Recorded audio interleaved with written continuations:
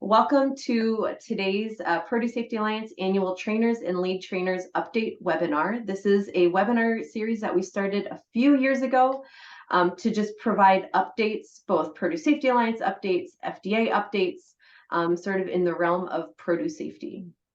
So we're excited to have everybody here today. A couple of notes of introduction before I pass this off to Betsy. Just in terms of interacting with us in this webinar today, a reminder that all participants are muted.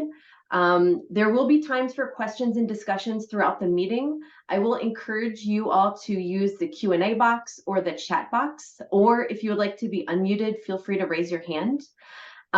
We encourage questions and discussion throughout the meeting. So there are a couple of places that we are going to stop and have some discussion. But if you have a question, please go ahead and ask. And any of us on the PSA team will try to either verbally answer or we will try to answer your question in writing. Just a reminder that this session will be recorded and the presentation will be shared via the PSA Trainers listserv and will also be available on our website after the call. And I want to also point out that we are going to share a number of new resources. So Rob is going to be dropping into the chat box a number of links throughout the call. Don't worry too much. We will be sharing that list of links after this call. So if you miss any of the links that are mentioned, we will be sharing a summary of this call and those links will be included. And with that, I am going to hand it off to Betsy. Welcome, everyone. My name is Betsy Bin. I'm the director of the Produce Safety Alliance, and it's a good thing to be here with all of you. I appreciate you taking your very valuable time to be with us. This is the agenda of what we're going to go over, and you can tell by the huge list and small font size that there's quite a few topics. Some of this stuff is going to be really a review of policies and stuff that's in place. Part of the reason for doing that is that when you registered for this course, we noticed that there's quite a few people who haven't been actively training. So we want to make sure you're up to speed and go through that review. We also want to bring to your attention things that come to our attention when they're not going as planned or when we get feedback from AFDO. So we will try to not linger too much. As you can see, there's a lot of topics and we're only going to be together for an hour, but we want to move quickly through that information and get you the stuff that's important. I do want to reiterate what Donna just said. If you have a question, please do put it in the chat box or raise your hand and we'll call on you and unmute you. It'll be our pleasure to hear from you. So if you do have a question, please do let us know. Next slide, please, Donna. I love talking about the PSA team. If you know me, you know that to be true. They're a fine group of people. As you can see, the team has grown, and we're going to go over some of these new additions, but this is the most up-to-date picture of the PSA team, and we have pretty good distribution across the country, which I'm pretty happy about. It's always nice to have people located in different areas. It really supports collaboration, and it's a great thing to be able to be in those different time zones, in those different regions, and be on the ground with our colleagues and with growers. Next slide. In terms of PSA updates, I do want to point out that our newest PSA team member is Yuli Menenses. She's located in Miami, Florida, and she is a Spanish language extension associate. Returning, but not new to the PSA, is Don Steckel. Don was the Midwest Extension Associate. He is no longer in that position. He has rejoined the PSA team to lead special projects. Lori George continues to be our Midwest Extension Associate. So if you're in the Midwest, that's your contact. And Don will be leading special projects. We are still building our expertise within the PSA team as we've had several new people join, including Collins, Thais, and Yuli. As you can see on this slide, Collins is now a PSA lead trainer and working towards his TOT application. Thais and Yuli are both PSA trainers and working on their PSA, working towards applying to be PSA lead trainers. The reason I wanted to highlight this is that our new folks, just like PSA trainers everywhere, have to go through the process of delivering each module until they get expertise and can apply to be a lead trainer. And this is where I want to extend my appreciation to many of you. And I looked at who's on the call. So people like Norm and Natalie at University of Arizona, and other colleagues who have included PSA team members in their training so that they can get that experience. I want to say thank you. I want to say we really appreciate the support, and we certainly hope that in our collaborative spirit that we return that support to you as well. So thank you for all of that. Next slide. In talking about the PSA training and milestones, you will see new information from our September quarterly report. Shout out to Michelle Humiston, who puts this together every quarter and looks at those numbers and pulls those numbers. You will see we have trained over 90,000 grower training participants and over 3,500 train the trainer participants. That is quite a feat, and it is only due to collaboration with PSA trainers globally that we've been able to do this. So a big thank you to all of our PSA trainers, lead trainers, and TOTS. We continue to develop trainers through the Train the Trainer courses. So far, we've offered 103 of those domestically and 30 of those internationally. In terms of grower training courses, we've had over 2,800 domestically and almost so close to 1,500 internationally. And it really is through that continued collaboration and communication with our PSA trainers that this is possible. Next slide.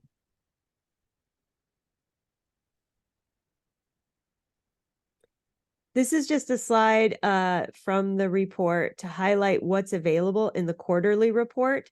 So this map, which is very US centric, talking about the participants and their location throughout the country, just one of many beautiful visuals in the quarterly report.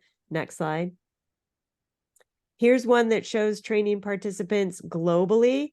I did want to mention here that internally within the PSA, we've been discussing ways to highlight different participants using our translations of the grower training manual. So hopefully in the next Q report, we will have yet again another visual for you to capture all those different languages that the PSA is being delivered in. Next slide. Which brings me to the idea of if you want information and how you get information and how you share information.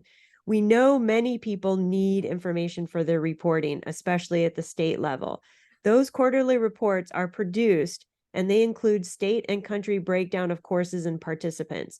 So again, we do that quarterly. The September 30th one is available now if you need that information. I do want to stress that PSA and AFTO do not share contact information for course attendees or evaluation reports with anyone but the lead trainers or trainers involved in the course. This is to protect the privacy. For those of you that are new, this goes all the way back to the founding of the PSA because growers were concerned about getting their names on a list. So I just want to mention this because we have had to troubleshoot a few issues related to information sharing. I know some of our states have sunshine laws, and so that information can be foilable, Freedom of Information Act, but the PSA and the AFTO cannot be FOIA'd. So we do not give that information out. Okay. I'm going to hand it off to, oh, no, one more slide. I knew that. I also want to highlight the trainer directory. This trainer directory only includes trainers who have allowed us to share their information publicly. Rob put in a very nice little button that will allow you to track active trainers. Why did we do this? We did this because several people had reached out to us saying they had contacted trainers and they weren't actively training. So we're trying to help people who are using the directory identify trainers that can actively help them deliver trainings. If you change jobs, change states, have a new occupation, new address, new email, please update your data entry here. You can do it yourself, and we'd appreciate it if you do it. In some cases, we have people calling us from companies where people no longer work, asking us to remove their names because they're no longer with that company or with that state. So please do keep it updated and help everyone find a trainer that can help them do what needs done.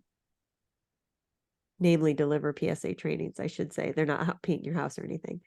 And with that, I'm going to hand it off to Collins. All right. Hello, everyone. I want to talk about the remote delivery policy. Most of you reached out to us, and more than listening, we had to follow, the data, what was talking about, which is why we always like to encourage people to, send us the evaluations because they actually do make sense. So when we analyze the 2019 in-person data and the 2022 remote data, these are some of the findings we found out before we actually made the policy permanent, and I'll be talking more about those things later. But overall, the picture that we want you to take from this is that the quality of the trainings were not impacted. For instance, when you see the level of FISMA, PSA, we found that it was enough, to guide implementation, both in the remote and in the in-person. Then when you look at the increase in knowledge, when you compare the data from 2019 and 2022, we found it was actually the same, but you'll be surprised to find that actually in remote, some like 3 of the modules, the knowledge was even higher, which is a good thing. Now, something that is not good is that actually the participants felt like the instructor delivery was more effective in person than in remote. So that's something that, we can work on and improve to make sure that we are actually not compromising the quality of the trainings. And then of big concern also is the technology. Some people are having technology issues, things like audio, video, connection.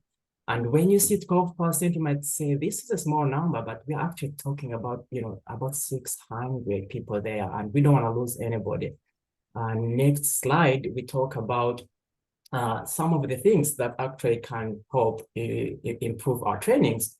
And to do that, we are going to be producing a fact sheet, which is actually in its final stages. I just received an email from our reviewers that it should be getting ready in the next couple of weeks. So be on the lookout. And in addition to that, we updated our checklist and setup guide. So if you haven't checked that, Tom is going to be putting a link in the chart. You can just find out what is there. Why is this checklist and setup guide important? It's because we give pointers, and these pointers are meant to be followed. If you do not follow them, then you might end up on the wrong side of our policies, and we don't want to send a nasty email. Please ensure that these policies are followed all through. Then the next update I'm going to be giving is on our online course. So the online course, for anybody who has taken it, this is a 3-week in-depth training. So we cater for the people in remote, we cater for people in person, but the people want to get, to be fully immersed in the course. And these 3 weeks of training, and this is led by a lead trainer, both the PSA, but we have also had some from external who are selected and vetted by our team.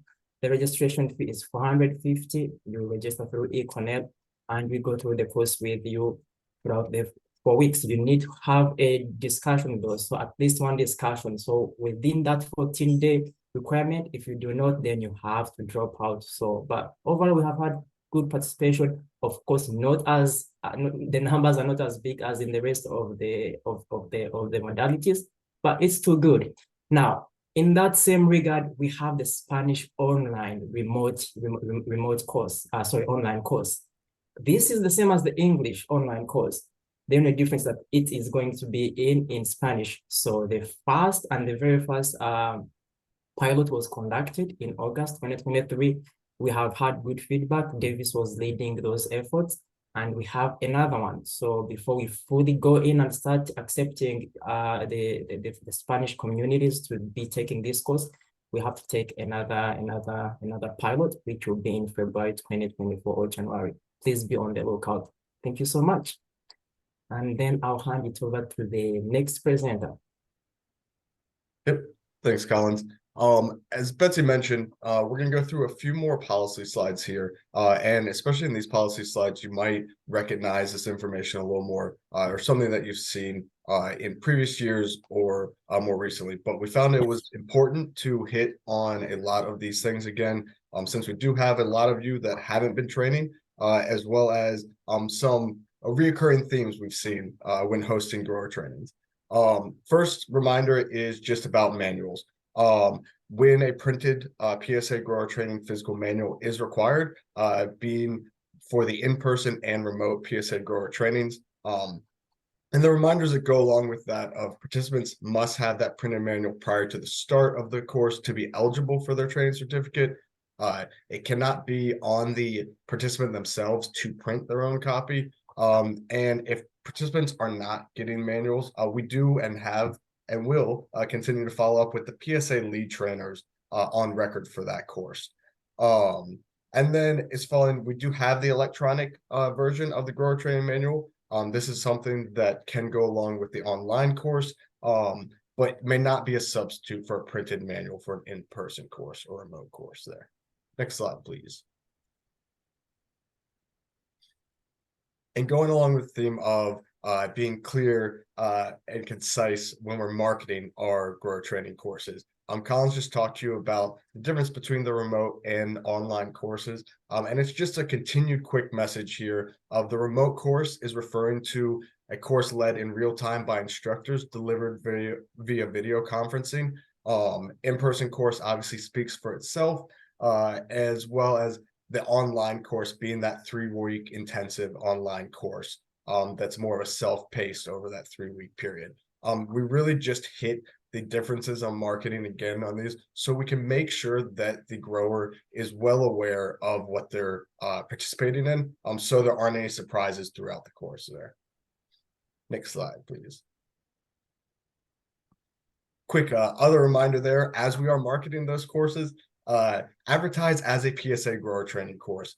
Just since there are so many other food safety training courses available, whether that be GAPS or other areas, it's just really important that we make sure that participants are aware of what they're taking, because we do receive a good amount of questions through the PSA of just not quite sure what they've participated in, why they didn't receive a PSA certificate at the end. So we really just want to hit home the importance of that clear marketing.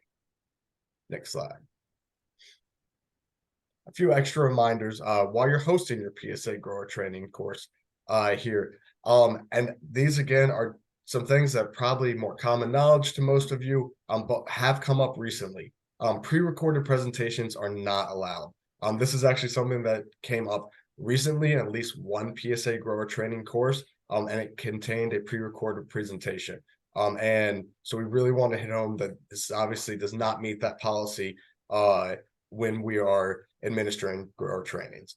Do not reuse the course grower training course evaluations. I know a few of us have had that headache in the past. You accidentally send out the wrong link, or for Qualtrics in the remote course, or in person, you reuse an evaluation it's old. Those evaluations are directly linked to a specific course. And so when we reuse them, then that evaluation data is then sent to the wrong area. So it makes it a little harder to track down on the PSA side of things, but can really send some hiccups when we are hosting courses. And then finally, making sure trainer names are correct when registering courses with AFTO.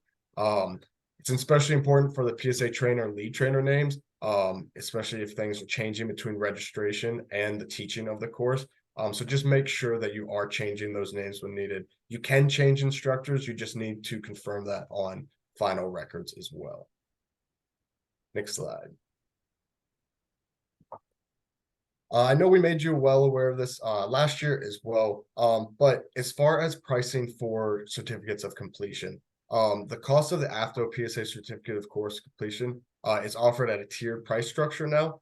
Certificates are $35 for participants from high income countries and $15 based on for participants coming from all other income countries. And this is based on that World Bank designation that you can see kind of zoomed in here in the bottom right corner, and just where that breakdown comes from.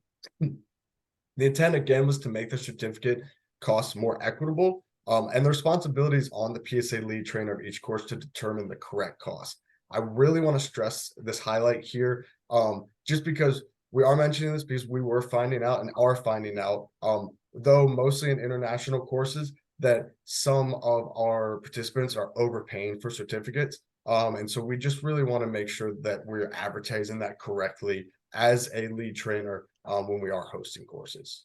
Next slide.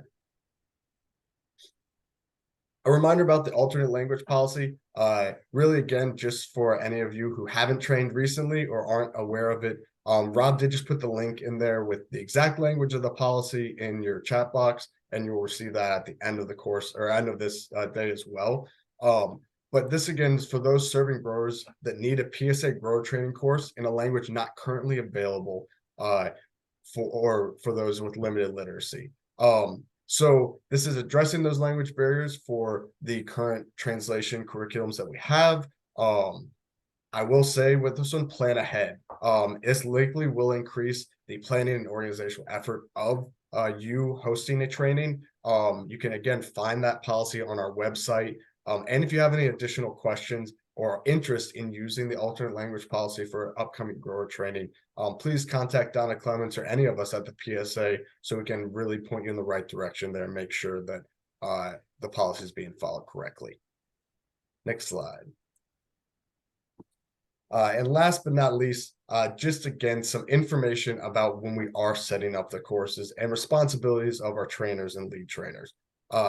We make sure to ask you to register your course at least 2 weeks in advance with AFTO. This provides them enough time to generate that registration paperwork, that great email that gets sent to you with everything that you need to know as far as registration, signups, day of, what you're hosting, who's teaching. Retroactive registration is not accepted. And if a training date changes, please make sure to contact AFTO to update that course information. This will impact the course ID and evaluations that we talked about being specific for grower training. Into some more PSA lead trainer responsibilities. A reminder that a PSA lead trainer, the trainers are responsible for ensuring that all paperwork is completed and returned to AFTO at the end of a course. This is regardless of the individual that organized the course, whether it was you as a lead trainer or someone on your training team. And then just to reiterate, all PSA lead trainers who participate in a course are responsible for that material coming back to AFTO and the PSA. So that's not just a head lead trainer. If you are a lead trainer and you're on a course, you would be held responsible to make sure those documents come back. And one last, important notice here, and I know we mentioned it before, but we really want to highlight this because we noticed that this has been an issue more recently, and we've actually reached out to AFTO to make sure that they ask for agendas to be submitted with course evaluations. But this is just making sure that the agenda submitted include the trainer for each module. This is at the benefit of the PSA, but as well as you as a trainer. So when you get that nice training report and evaluation report back, you know specific comments that might pertain to your training style, or some hints in there that might make your training a little better as well. And with that, I will turn it over to Don, I believe. Thanks, Tommy. I'm waiting for that slide to change. Oh yeah, there it is. So it's great to be back with PSA, and I was especially glad to draw the FDA card because one of the things that really keeps us on our toes in a good way is that the FSMA produce safety rule keeps evolving over time, and there are new associated guidance and policies each year, and this year is no exception. So 2023, we saw some important changes. 2 policies of enforcement discretion ended. There's a new FSMA rule that passed, and just like every year, the inflation-adjusted cutoff values have been updated. So we'll talk about each one of those in the next few slides and later on as we go through some of the new PSA resources, because whenever FDA changes policies or passes rules, the PSA responds for you with new products that help you keep the PSA trainers, growers, and other stakeholders up to date as that produce safety rule evolves. And I see now that the links to those enforcement discretion documents are in the chat. Next slide, please. Those enforcement discretion policy changes are going to be talked about later as we talk about the PSA resources that got updated. What I want to talk about right now is a little bit about the traceability rule. You'll see that on the slide, we've really highlighted that FSMA 204 is another word for the FSMA traceability rule, and it is a separate rule from the produce safety rule. The grower training course, the PSA grower training course in module 7 has information about traceability, but that information predates FSMA 204, the passage of the traceability rule. We released some add-on supplemental slides that we'll talk about under trainer resources that trainers can use in module 7 or separately if they want to talk about that new rule. When we discuss the PSA grower training curriculum, you all know that we don't only talk about the FSMA produce safety rule. We also talk about other rules that are important to a lot of farms, like the OSHA rules and the EPA rules. So just like those, it is worth mentioning FSMA 204, even though it's not part of produce safety rule, simply because it is important to many farms. One key thing to remember as you talk about FSMA 204 is that the compliance date for all covered operations, all FSMA 204 covered operations, traceability covered operations, happen at the same time, which is January of 2026. So there is some time. In the meantime, we do expect to put out a version 2 of the PSA grower training curriculum that will probably include some more formal slide language about FSMA 204 traceability rule. But again, in the meantime, we have those supplemental slides that are available to you. And some of those links to the traceability rule announcement is in the chat. Next slide, please. Another important update to bring to your attention, if you haven't noticed it, is that the inflation adjustments for cutoff values, those ones that are indexed to 2011 values, are updated every year. And the link to the update values is in the chat. Exemption and exclusion status for the 2024 growing season will use new values. They'll use the average sales for 2021 to 2023. Right now, what we have is the values for average sales in 2020 to 2022, which were used during this most recent 2023 growing season. So again, look for those updated values in March or April of 2024, because those are the values that'll be important for the growing season 2024 to evaluate exclusion or exemption from produce safety rule requirements. Both of those cutoff values, as I just said, are important to farms because those who are under the 25,000 limit are not covered by produce safety rule. Those are excluded under the de minimis exclusion. And those over $500,000 total food sales aren't eligible for a qualified exemption. I just talked about the COVID era enforcement discretion for qualified exemption. That only applied to qualified end users. It did not apply to the $500,000 total food limit. Another point that might be confusing to some, and I just want to take a moment to clarify, is the business size classes. Those are the ones where it's a very small farm if it's less than $250,000 in produce sales. It's a small farm if it's between $250,000 and $500,000 values. Those values do not get adjusted for inflation. Those are solid at 250 and 500 as the demarcations among those three business size classes, which is important because they govern the timing of enforcement.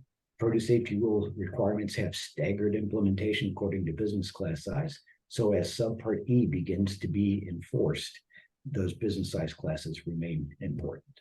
Next slide, please.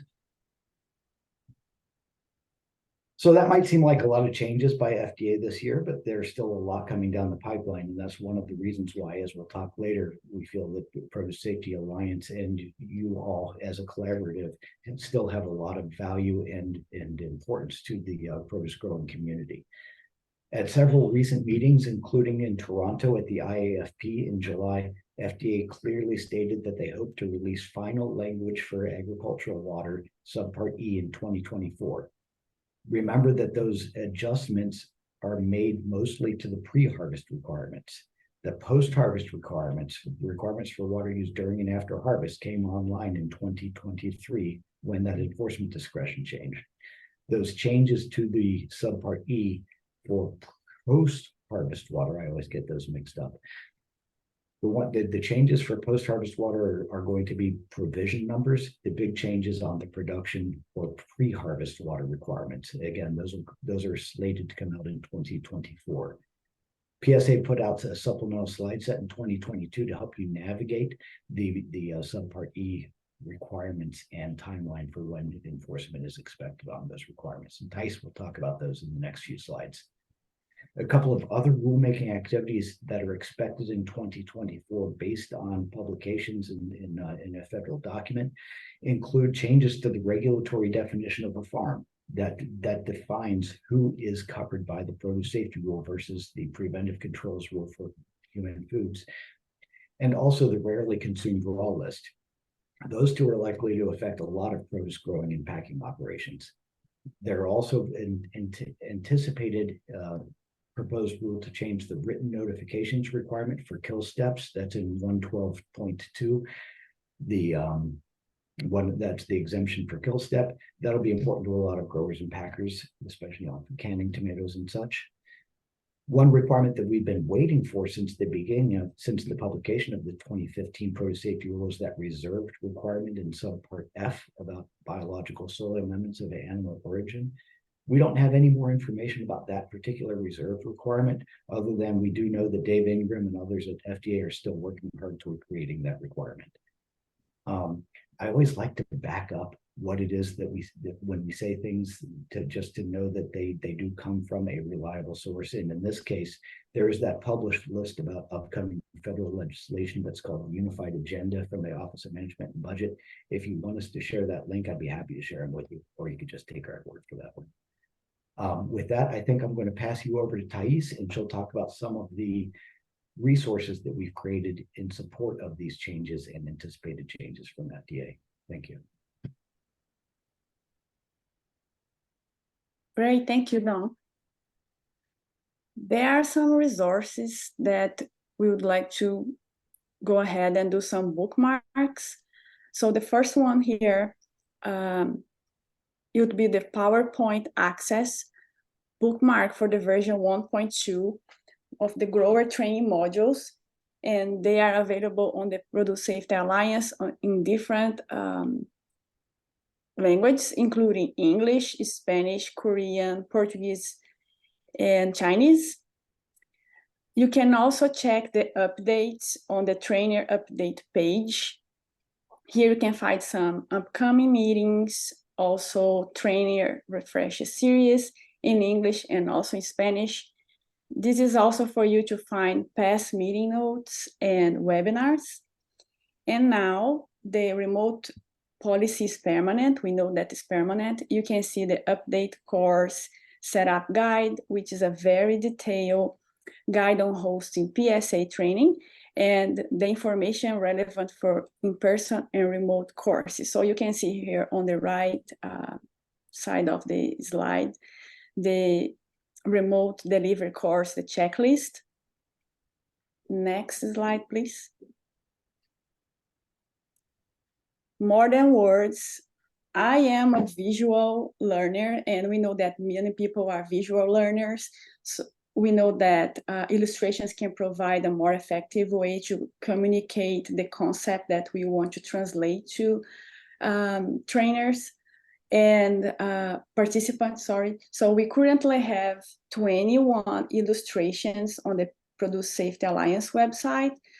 New illustrations, they were recently added, and they include drop-it covered produce, flooding versus infield pooling, and microbial niches. All the teaching notes for the More Than Words illustrations, they will be translated into Spanish as well. Next slide, please.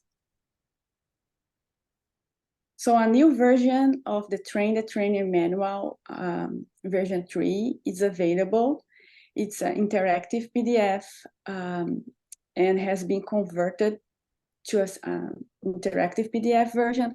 So this manual here was updated to be more comprehensive resource, and it reflects new PSA policies, for example, remote delivery policy, and also includes supplemental slides for subpart E and also traceability rule that Don was just mentioned previously. Next slide, please. So for the supplemental slides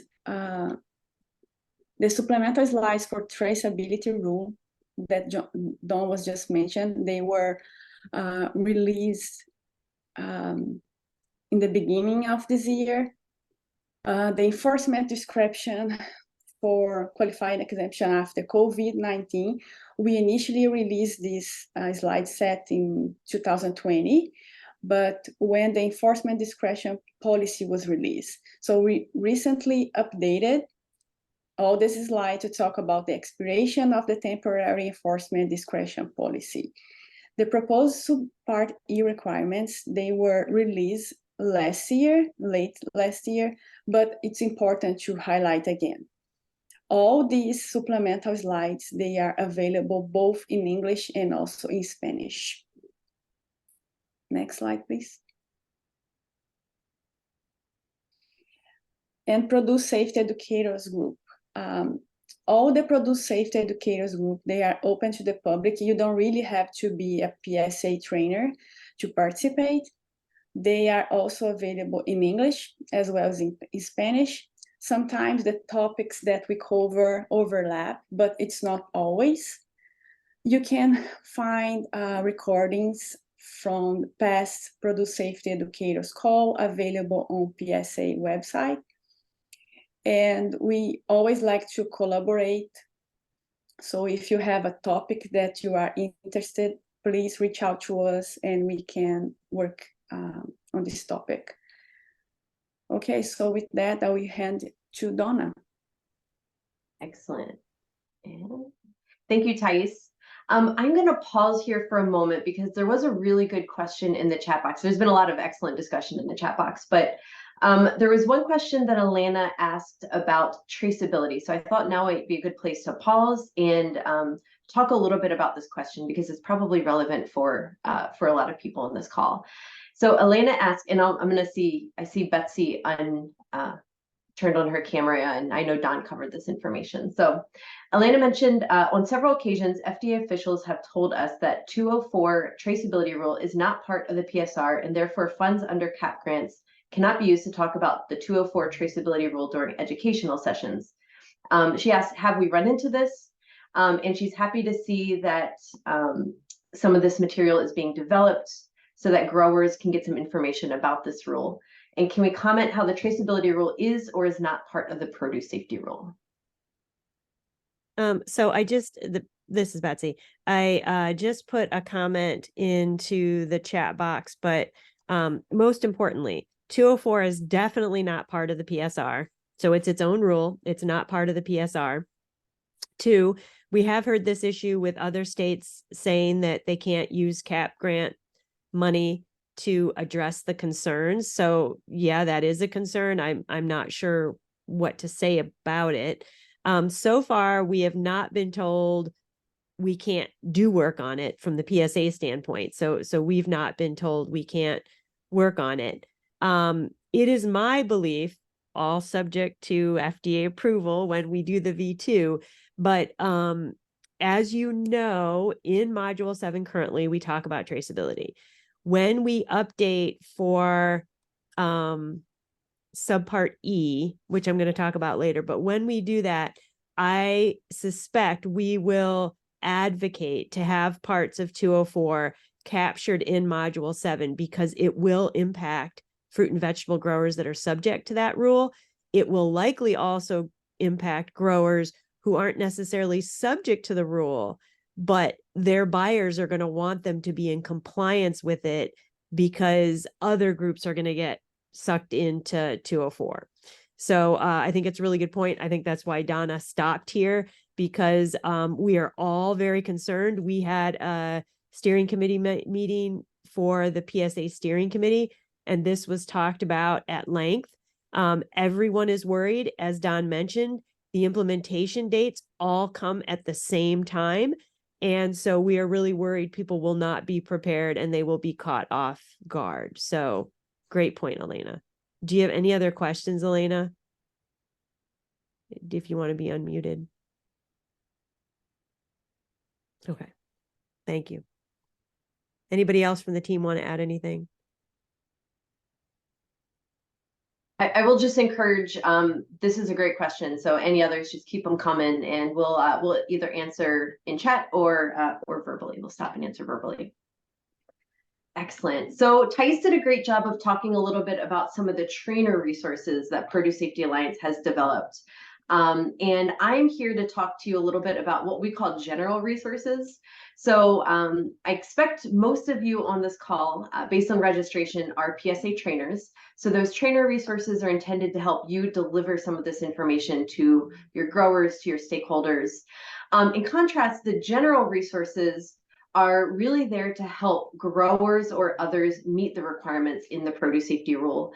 You'll see as I go through these, a lot of these resources as trainers I also find useful, but so that's sort of the distinction we make. And that's why on the Produce Safety Alliance website, we have two different sections to try to kind of divide out those resources based on intended use. So the first resource that I wanted to share with you is one that I think the whole team is very excited about.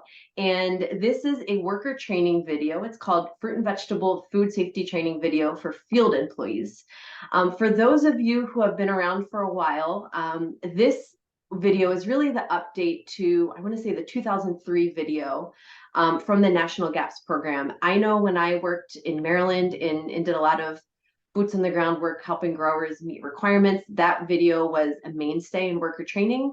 And this version is really an update to that. It is integrated the FSMA produce safety rule requirements and gives a lot of additional recommendations. So this is available on our YouTube channel. Rob has linked to it in the chat box.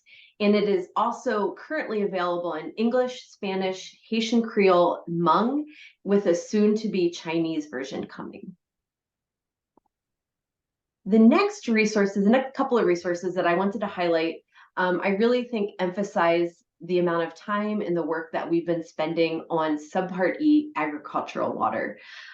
This first resource is a fact sheet. It's called FSMA Produce Safety Rule Agricultural Water System Inspection is different from the proposed Ag Water Assessment. And this is essentially a summary of the agricultural water system inspection, and it compares it to the proposed Ag Water Assessment. So that would be the proposed requirement for pre-harvest water.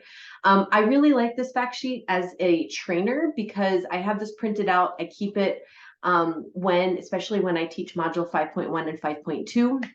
And it really goes, you can see in this chart here on the right, it goes essentially line by line down, and it kind of compares the water system inspection to the proposed Ag Water Assessment. And it talks a little bit about places that they might be a little similar, but mostly where they're different. So both in terms of compliance dates, I want to highlight for you as trainers that Ag Water System Inspection applies to both pre-harvest water and harvest and post-harvest water. So even though we talk about it in module 5.1 in the curriculum, this water system inspection does apply to harvest and post-harvest water, which is currently being enforced for many farms.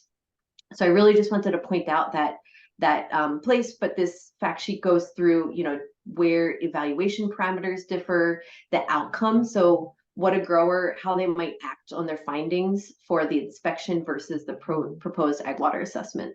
And then of course, documentation requirements. There were a couple of submitted questions specifically on documentation requirements, so I wanted to point those out. The second Subpart E fact sheet I wanted to highlight is called Documentation Requirements for Water Laboratory Analysis Results. And we receive questions from growers and from trainers who are working with growers about interpreting water analysis results. So this fact sheet, and as well as documentation requirements. So what this fact sheet does, it's pretty brief. The first page kind of discusses what the documentation requirements are. You can see from the screenshot on the left, we talk a little bit about fecal indicator bacteria, a little bit about the role of generic E. coli. And then you can see on the screenshot on the right, we have a model lab analysis. So we sort of walk through, it's color coded to talk about where the documentation requirements are for the produce safety rule. But this is, again, we try to do a lot of visual fact sheets when we can, and this is one that I think I'm really excited for. It's pretty recent. And then to wrap up this general resources discussion, I wanted to highlight a few products that are currently in progress that we hope to be released in the near future. So the first one is an update of the required records document. For those of you who are PSA trainers, hopefully you're familiar with this document. I think we first released it in 2017, I want to say. And I know this is a very popular download on the website. Obviously, with Subpart E requirements changing, and then now with documentation with harvest and post-harvest water being in compliance or in enforcement, we are working on supporting documentation requirements for these things. So we are updating these documents where that's needed. The second resource I wanted to mention is a decision tree for conducting an ag water systems inspection. And then the third one, so hopefully you can see there's a lot of discussion of Subpart E here. The third resource I wanted to highlight is resources related to Subpart E or post-harvest water. And this is going to be a place on the website. It's going to be a standalone site or section of the website. And it's essentially a list of resources to help farms and regulators prepare for inspection. So it kind of goes requirement by requirement and lists out resources that people might find helpful. And then the last resource I want to mention is an update to the PSA EPA labeled sanitizers web tool and tutorial. Currently, this is available as an Excel resource. We have adapted it into a web tool, so it's a little bit more streamlined, a little bit easier to use. We've recently hosted a focus group with some diverse participants, and we are incorporating that feedback into the final tool before we release it to the public. Okay, so I am going to pause here. We've been talking to you for a little bit about trainer resources, general resources. So before I pass this over to Davis, I wanted to take a break and ask you all, we're going to start with the first question. So in the chat box, are there any additional resources that would help you during training? So really emphasizing Produce Safety Alliance grower training courses. Are there resources that you would find that don't yet exist that you would find helpful during trainings? So I'm gonna give you all 30 seconds or so to answer this question in the chat box. Yeah, this is really your opportunity to put something on our priority list is what we're looking for. Are there things you want us to work on? And as you all are thinking, I will say, hopefully you've noticed based on the types of questions when we ask this either in evaluations or other chances for feedback, that this really establishes our priority list. We heard from everybody during educators calls, last year's update webinar, that there were a lot of questions about Subpart E resources. We put a lot of time and effort into prioritizing that, making the remote policy permanent, and giving additional recommendations. So like Betsy said, this is your chance to add some things to our list. Okay, so, oh, now they're coming in. Have some basics about food law in the presentation before we start teaching the regulation. So Jose, I'm going to ask for clarification. Do you mean like cottage food law or where produce safety rule differences between PSR and gaps? So I'm going to ask for a little bit of clarification there. Okay, let's see. Jose, you should be able to talk now. Oh, I think you have to unmute though. Got it. Hey, now we can hear you. Hello? Can you Yes, hear we me? can hear you. Okay. Hi, how are you? Good afternoon. So one of the things that I'm briefly doing, and again, as a quick introduction, when I'm teaching the class, is to provide a background on the law. Regulations are written based on the law. So, for example, Donna, going exactly to your question, if people do not know what is the specific meaning of the word food in the law, they might be lost. If they do not know what is adulteration and misbranding, they might be lost. If they do not know what is a prohibited act, and there are a lot of them in the law, but at least the three that are most applicable, most important for any farm is, okay, make sure that you will never, ever ship a product that is adulterated or misbranded to the market. There are some kind of those kind of definitions that I believe that are so important for you to understand the remaining of the regulation, because everything is based on the law. And that's, you know, my 2 cents here. Thanks, Jose. So I will say, I think that's a great point. So thank you. I was smiling because those 3 examples you gave, definition of food, definition of adulteration, and what are prohibited acts. I think it was last week, we just went into a deep dive of the FD&C, the Food, Drug, and Cosmetic Act, because we were trying to answer some questions about flooding. And specifically, according to the FD&C, you know, there's a lot of guidance out there, but what does the Food, Drug, and Cosmetic Act, what are those relevant definitions in helping us understand recommendations and essentially requirements for flooded produce? So I love that you gave specifically those examples. Amazingly, Donna, but I mean, this is something that my brother is a lawyer. So he is the one that says, if you do not understand the law, you will never be able to teach the class properly, because the regulations are the way that the agency is helping people to try to comply with the law. But you need to have the knowledge about the law. So one of the things that I did this year is I went to Washington, D.C. and took a class for food lawyers for 3 days. And it was amazing, the things that we learn when we understand the basics. So I really believe that we should be putting something in the presentation regarding, you know, the basics. Yeah, we need to teach a class about lawyers, but we need to put the basics there. Thank you. Thanks, Jose. Great points.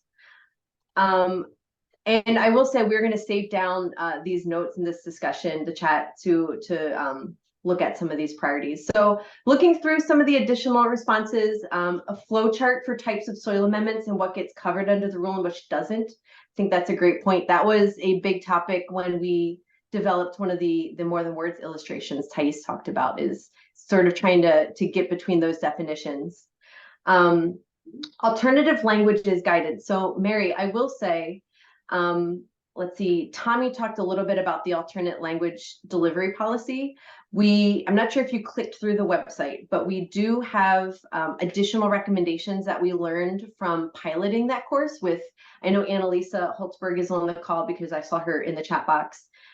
So we talk a little bit about some of those recommendations, but if you have specific questions, I'll just say you can reach out to any of us. We'd be happy to talk through if you have specific questions that are not answered on the website, or you can ask in the chat box and we can answer. Additional real life examples. Yep, for interactive trainings. We talked a little bit about that during an educators call as well.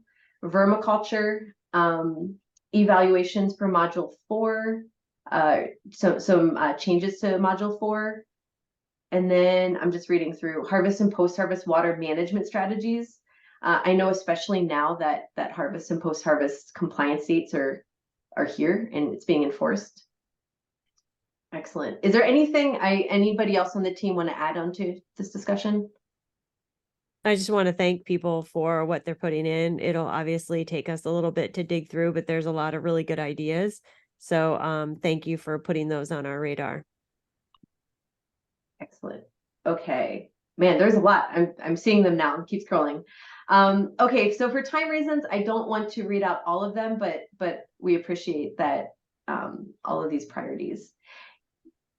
And I will say, let's see, the second question we had for you, which I think a few people addressed here, is do you need any additional resources to increase your knowledge base in a specific area? So if you have not yet responded to that, I know, for example, soil amendments came up, just trying to navigate through those definitions and what is covered and whatnot under the rule. But if there are any other resources that can help your knowledge base, we talked a little bit about food law. Please, vermicomposting. That's come up a couple of times now on this list. And I will say, I don't know if Betsy has any feedback, but I know there's some research. The big question for vermicomposting is having data to support using vermicompost as a kill step. And I know this is something, think Dave Ingram, we've had conversations about it. I think Betsy knows about some research that's being conducted. But I think that's really where it comes in, is right now vermicompost, most people are recommended that it goes through some kind of kill step before or after that vermicomposting step. Yeah. I think the Okay. compost treatment step, but yeah, Yes. it is currently considered treated. Yeah. Okay. Well, I appreciate that. Feel free to continue to add to the chat box. We are going to save, so hosts and panelists can save this. Okay, and I'm going to hand this over to Davis. Thank you, Donna. So yeah, in the Spanish language effort side, yeah, we keep organizing and delivering PSA grower trainings and train the trainer courses in Spanish. Yeah, in close collaboration with state university extension programs, state departments of agriculture throughout the whole United States. They have been true for already 3 years, and we continue to do that. This collaboration, yeah, with the state university extension and state department of agriculture have proven to be key in increasing recruitment in these states and providing much needed funding for manuals and certificates for Hispanic growers that we know that's highly needed. It's worth noticing that this type of efforts requires a lot of coordination to do this collaboration with these different agencies, share goals and clear expectations.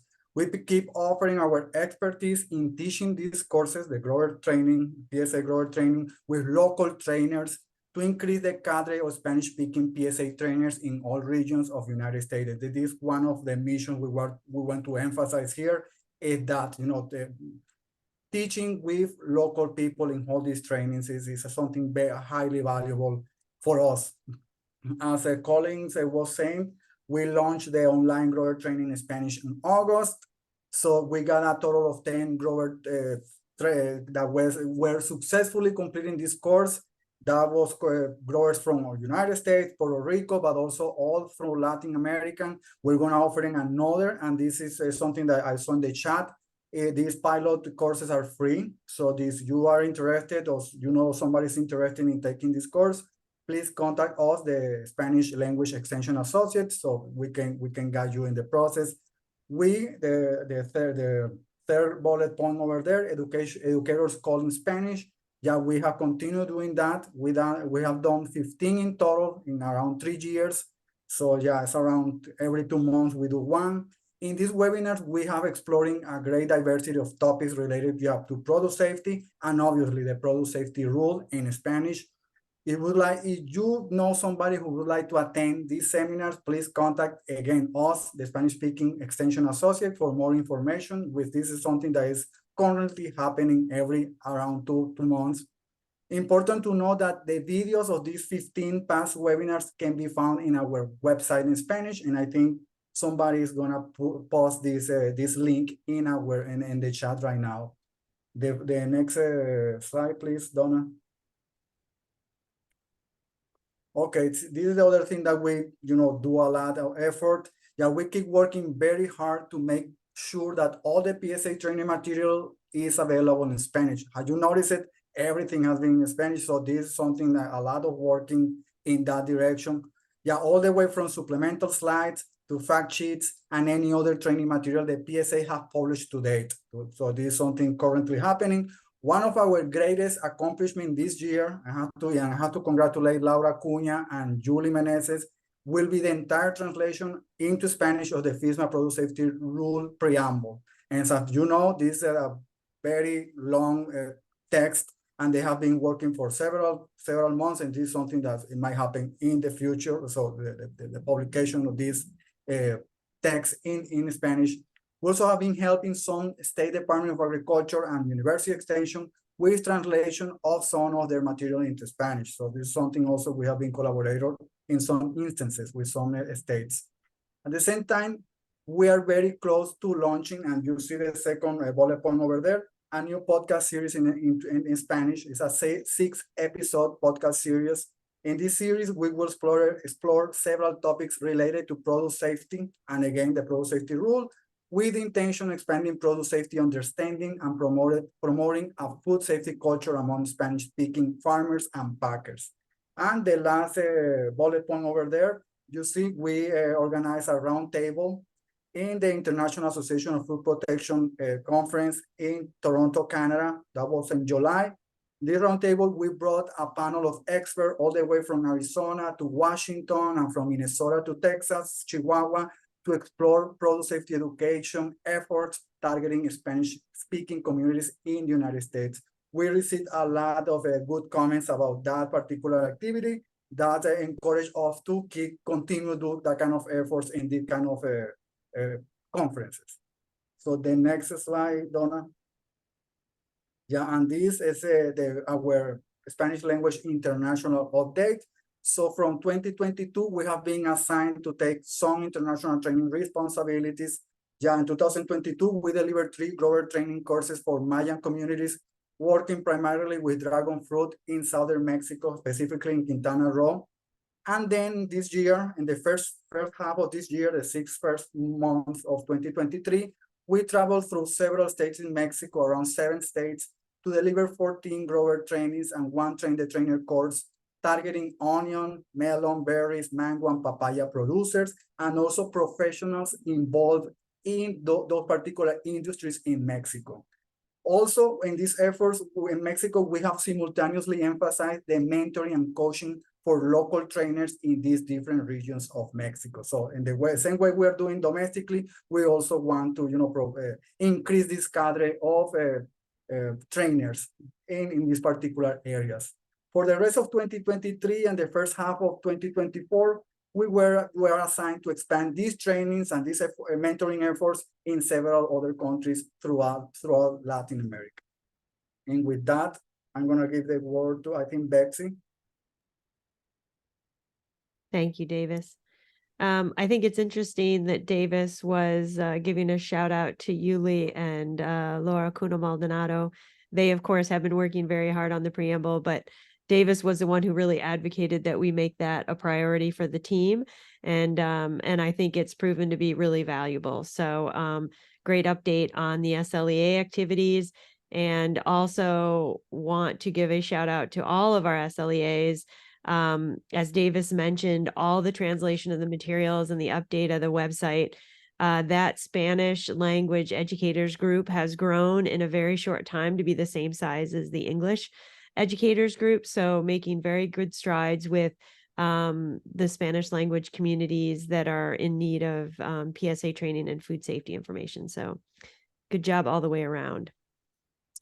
I'm back, and I'm back to wrap us up. So what we want to talk about now is what's happening. So first of all, I really do want to give a shout out to all of the PSA team.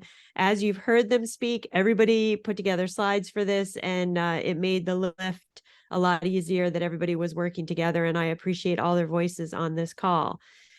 We are always working on new things, trying to do our best to anticipate needs and adjust policies based on results and based on feedback that we're getting from folks. One thing that should be on your radar is our TOT application process is likely going to change, and that's due to some recent feedback from some reviews that we've done. Jokingly, within the PSA team, we call all these projects we've got running at all the time that are backlogged, we call that our stretchy back pocket. And what I want to let you know is that that back pocket is teeming with new materials, and we are really trying to get them out. As Donna mentioned at the very beginning, lots of educational materials have come out this year, and you can expect more of the same as we try to clear the decks on those materials. We are also preparing for the final subpart E. Even though we do not know when that will be released, it is definitely a high priority for us. So that's that. We really appreciate everybody registering and submitting questions before this meeting. Hopefully you will notice that we have addressed several of them. If you put a question in, we did look at them and we did try to make sure we addressed them. There were a couple that I do want to talk about. One was this expected timeline for FDA to release Subpart E. Don went over that in his FDA updates, but the take home is, depending on who you talk to FDA, you get different questions, right? We're expecting it to come in 2024, but we don't know when. We've heard Q1, Q2. Some people said maybe later than Q2. So we really have no idea when we're going to see it. My apologies. I'm still getting over COVID. The other question that was asked is, when will the updated curriculum be available and our plan for release? So we did make a specific slide just to go over this with everybody, and you guys can ask questions if you want. What we plan to do is, and I know there's a delay in the slide coming, so I'm sure Donna will. Yeah, there we go. What we plan to do is we plan to update the entire grower training curriculum as soon as we see the finalized Subpart E. So that's that pre-harvest ag water that we're all waiting for. We suspect that the updates to the curriculum will be substantial. Likely every module will be impacted by some way, not a full rewrite, but will be impacted by some way. And that will generate for us a V2. You will note, up until now, we have had V1, V1.1, V1.2.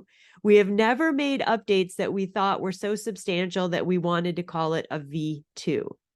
At the point where that change comes, it will be a V2, is what we suspect, based on what we suspect we will see in the pre-harvest ag water finalized rule. At that point, all trainers, lead trainers, and TOTS must attend an update training. And the reason for that is because we think the changes will be so substantial that everybody will have to attend an update training. How long will that update training be? What will it look like? We can't say. Will it be 2 full days? Not as we anticipated. I suspect it will be a half day, maybe at most. We'll offer remote, we'll offer in person. We'll try to make it as streamlined as possible so everybody can get through it and get the information they need. Most importantly, we want people to be able to ask questions and make sure they're comfortable with it. In addition to that, as I noted at the very beginning, we have trained over 90,000 people. We will reach out to those 90,000 people and try to get them through an update as well. The plan is to offer an online, a remote, and an in-person version of this. The intention is to use our PSA training network so that you can have the thing and update the growers you work with, or the stakeholders you work with, or the audiences you work with, right? This isn't going to be a PSA only kind of thing, but we are going to try and reach all 90,000 people that are still living on this side of the dirt that have taken the PSA grower training in the past, because we really want them to have that information. We expect that growers will need substantial support in understanding and implementing the ag water requirements, because we do think they will be a significant departure from what was trained in the past. So I'm going to stop for a second and see if there's any questions coming in the chat box. Yes, and I thought you could verbally mention, because these are really great questions. So Right. Betsy, the first one is from Laura. Yep. Do we happen to know when this version 2.0 might happen? They usually stockpile V1.2 in quantities of 100 manuals. And she did clarify after the final rule comes out. Right. So yeah, so we, keeping in mind that whatever changes we make have to be approved by FDA. I cannot possibly imagine that if the rule were to drop, and it also matters when it drops, right? If we know it's coming or not, and if we're funded. Part 1, we have to be funded. That's a slide coming up.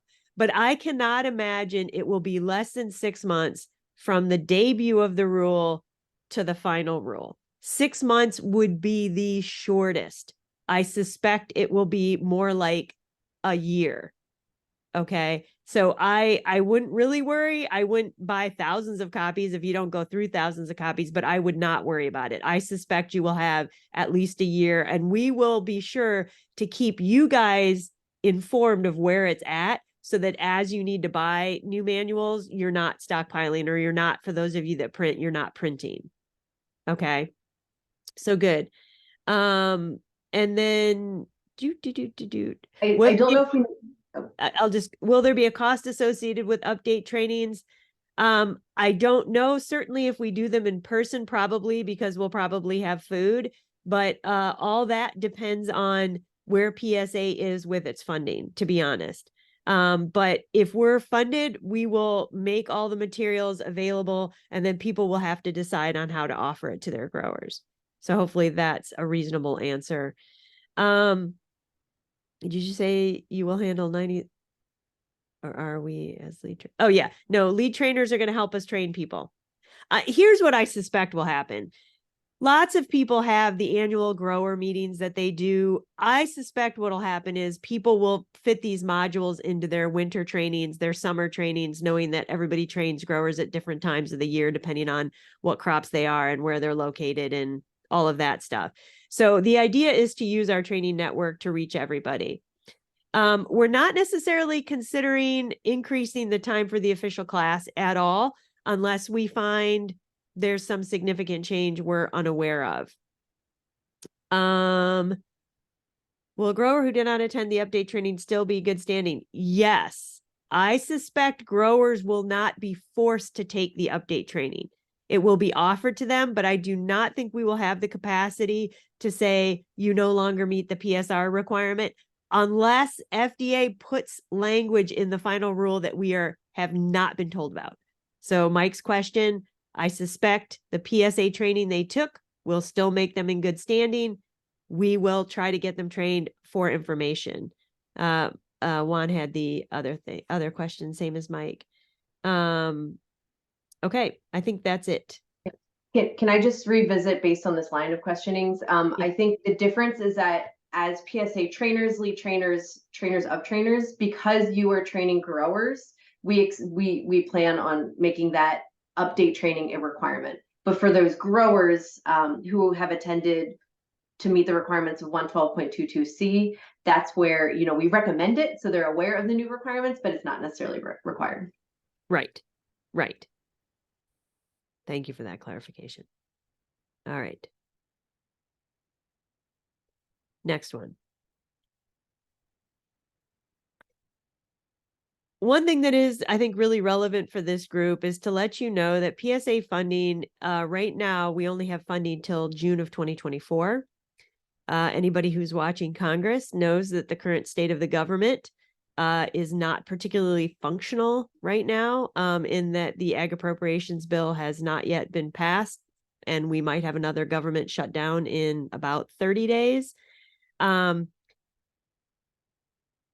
We have been told that we will likely see a new cooperative agreement this year. The funding level that has been shared with us is about 25% of our operating budget. If you take the PSA and you make us 25% of our personnel, that is not going to be the PSA you've come to expect from material development, from responsiveness, from troubleshooting, from all of that. That being the case, if we don't have funding, we will move to shut down the Produce Safety Alliance. If there is minimal funding, we may maintain certain administrative parts of PSA, but the PSA name and operation would be shut down because it would not be the PSA. And I don't want people expecting PSA productivity when PSA no longer exists. Okay. So it is a real possibility. It is something we have planned for, and we have a plan for in terms of shutting down. So you just need to realize that. With the PSR changing, we believe there's a need for PSA. The list goes way beyond the PSR changing. I think you all know that growers still need help. There's other rules like 204. There's a lot of stuff going on. So I think there is a need for the Produce Safety Alliance. If you think there's a need for the Produce Safety Alliance, we welcome and appreciate people reaching out to their congresspeople and FDA if you believe our funding is needed. We do have a fact sheet. If you would like to see it, it outlines our budget needs. At the end of this, you're going to have an opportunity to fill out a very short evaluation, which is, I think, 3 questions long. And there's a chance there to fill out a form if you're interested in receiving that information. So I'm not going to linger on that. But if you do have any questions, let us know, and we can respond to you. Let's see, are there any questions in the chat box?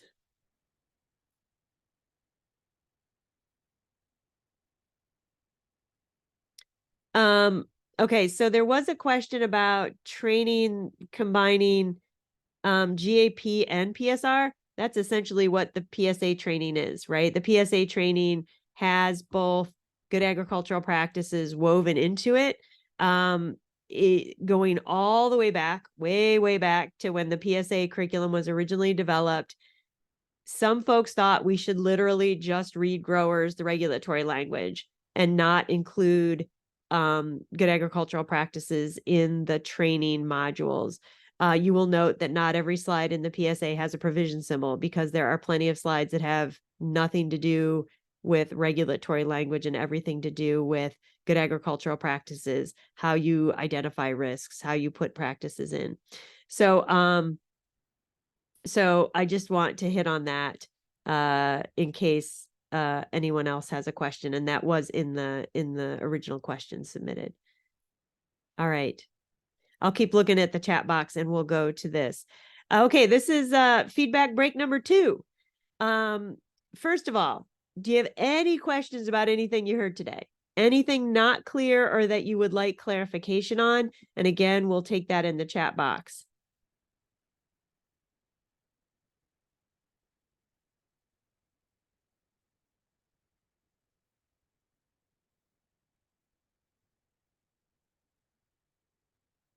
Okay, Annalisa, thank you for that idea about a form letter. That's a great idea. We can work that up and share that with anybody who signs on to the list that you're going to have an option to sign on to. We will send that out as well. That's a great idea. Thank you, Annalisa.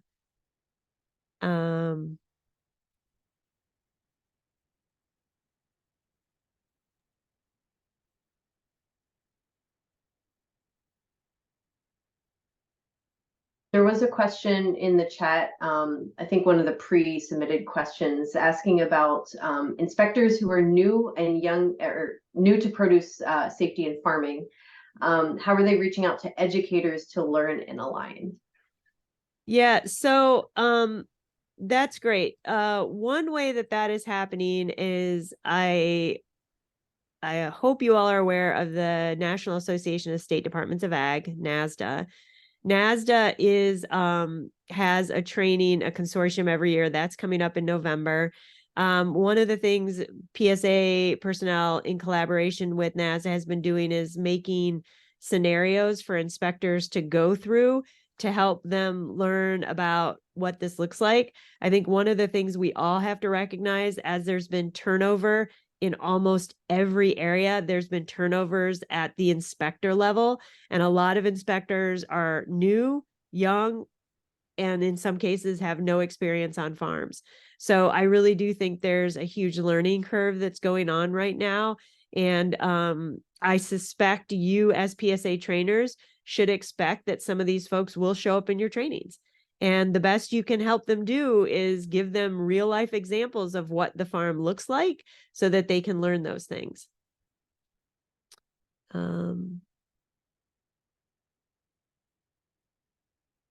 Yep. Okay, so Eduardo, misunderstanding coming from state entities about the need for future training needs, and future grower needs. I will tell you this. My feeling is, in many levels, we are hearing, oh, well, they took the PSA training, they don't need more training. And I think we all know, and the thing I always say is, when have you ever taken 7 hours of training and been an expert at anything? And I know some of the pre-submitted questions were, what are we doing about continuing education? And as you know, we are constantly putting out supplemental slides and supplemental slide sets. On our list of things to consider moving forward are update trainings for specific areas.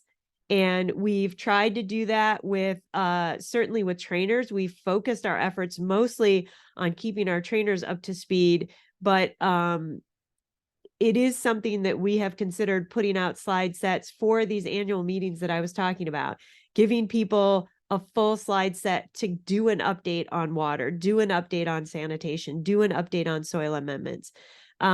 Because as Eduardo points out, one training is not enough. This belief that it is, I know it comes down to funding and I know there's no money, but it's completely ridiculous to think that one training is all a grower will need.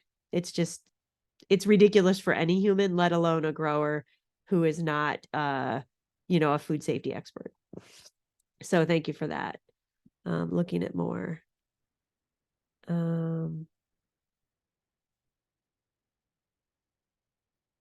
Okay, Annalisa, talking about cleaning up the trainer directory.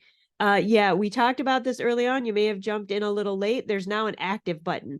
And that's been how we're trying to clean it up so that people know who's actively training. The active button will tell you who's delivered a training within the last 2 years. So that's what the active button will get you.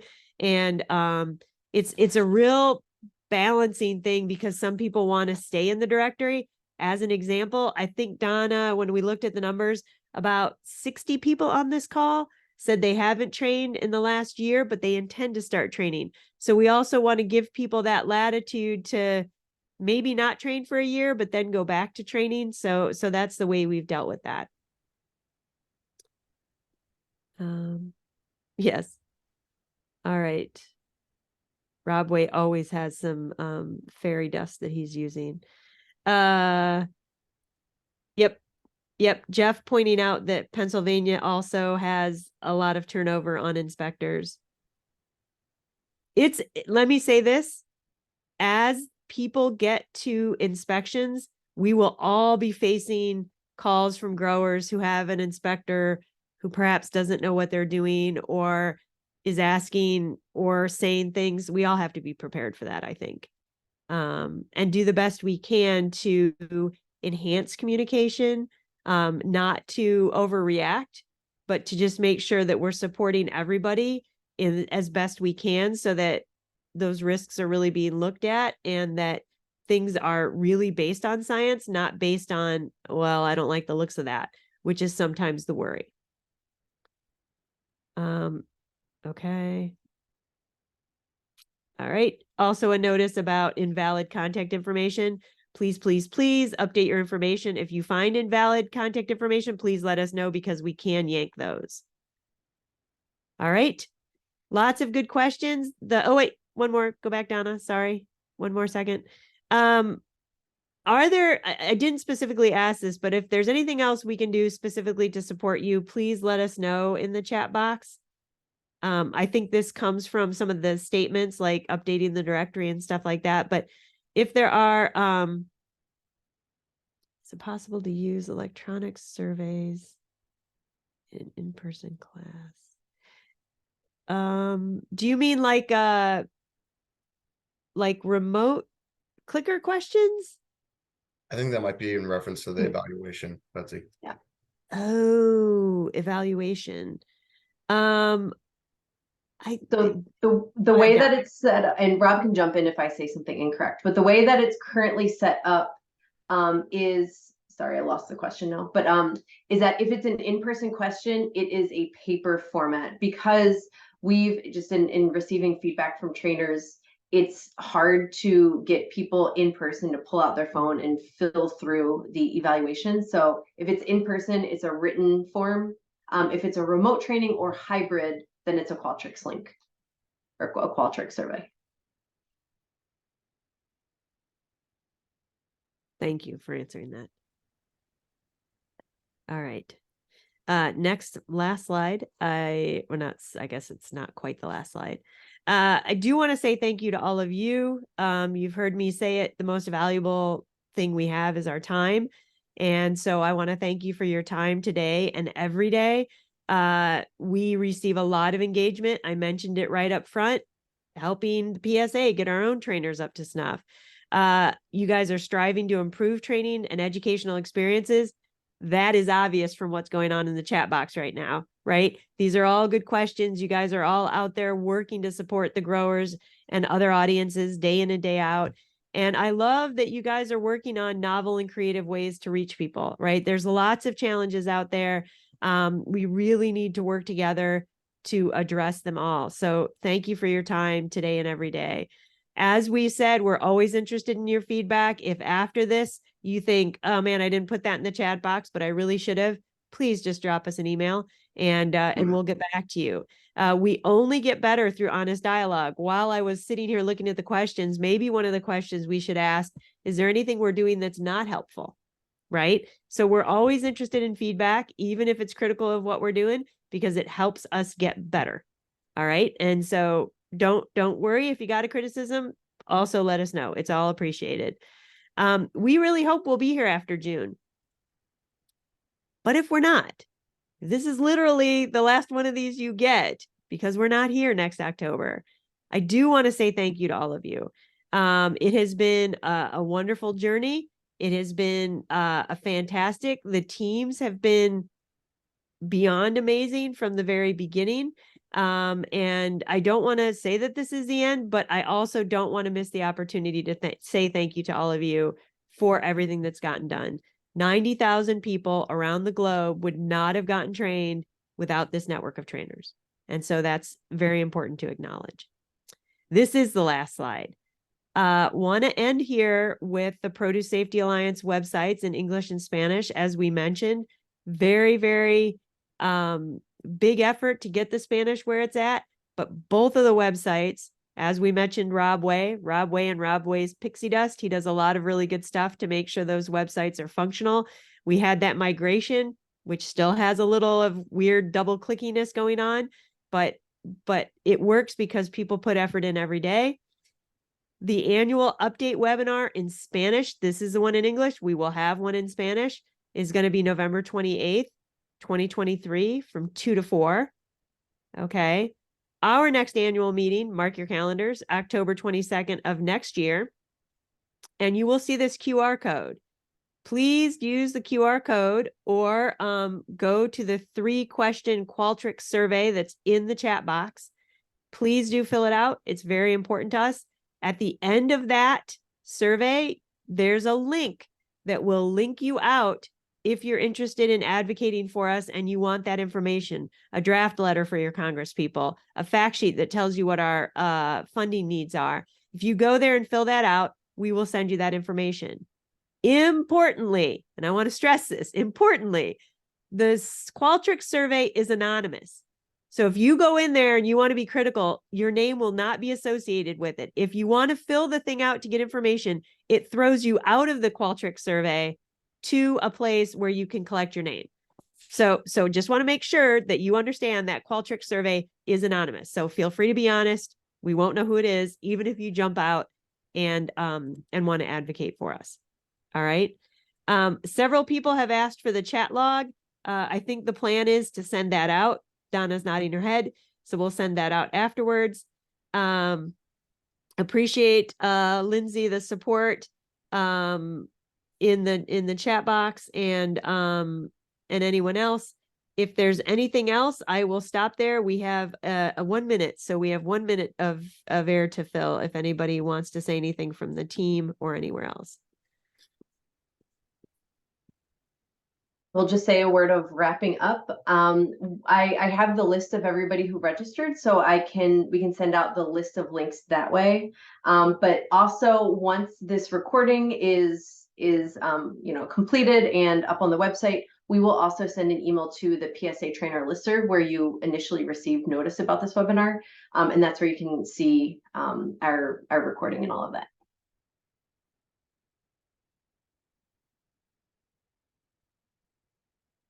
And good insight from Sarah. If you click out of the Qualtrics survey, you have to go back in to finish the survey. So that was maybe not the best, but but please do finish the survey so we have that information.